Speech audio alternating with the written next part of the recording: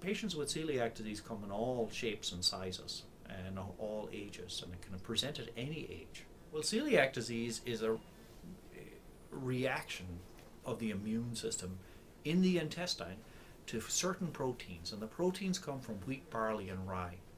Those proteins, which we collectively term gluten, are generally considered something that is good for us, but for patients with celiac disease, and probably for some genetic reasons, their immune system reacts against it and sets up a inflammation or damage in the lining of the intestine. And that's where we are trying to digest and absorb the gluten, but rather what happens is the gluten proteins set up this reaction, and in that reaction you get damage to the lining of the small intestine.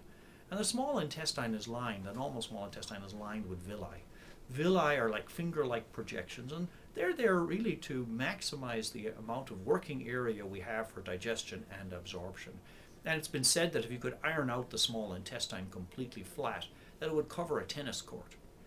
Now, of course, in celiac disease, if you lose all those finger-like projections and you get damage and it ends up being flattened, so you end up with an intestine that instead of looking like a deep pile carpet, it looks more like a tiled floor, then you end up with a surface area that's substantially small, or maybe more like a tennis table top, but a much smaller working surface area.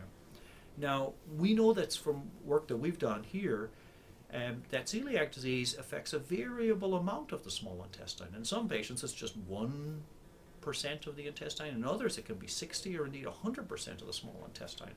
And the consequences can be very variable. Some patients have terrific diarrhea, weight loss, if they're young children, failure to thrive, and they may be anemic, they may have severe osteoporosis because of lack of vitamin D and calcium.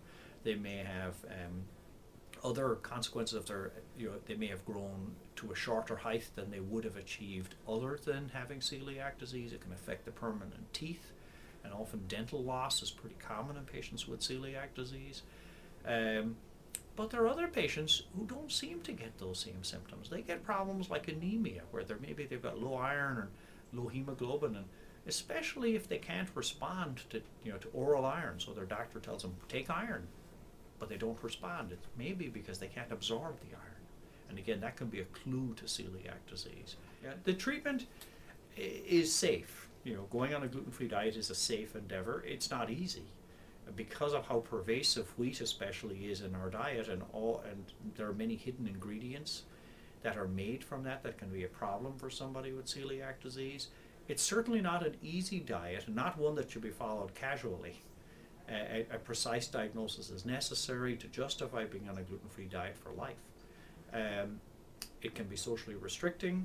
It can make it more expensive. It certainly is more expensive to adhere to a gluten-free diet because you have to source foods in special ways, either by mail order or from specialty suppliers or from manufacturers that take great care to avoid contamination of their food with gluten. So that's an area, and to be on a gluten-free diet doesn't just require, let's say, self-teaching, go on the internet, look for information, but to really requires a consultation with an expert dietitian, somebody with expertise in celiac disease. I think to summarize, the most important thing is if somebody suspects they have it, is to be tested before it's treated.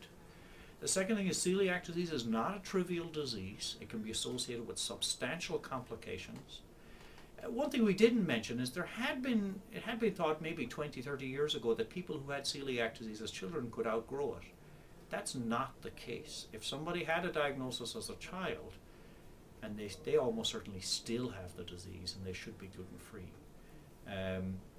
So this is an area where we've got new data, new information. It is rapidly changing, but it's also one where I would see some hope for the future in terms of finding the people who have got hidden celiac disease, understanding what that means in terms of their health, and giving people the tools who have celiac disease to live better lives and to be feeling less socially restricted, and be able to live a essentially normal lifestyle with an interesting, varied, and healthy diet.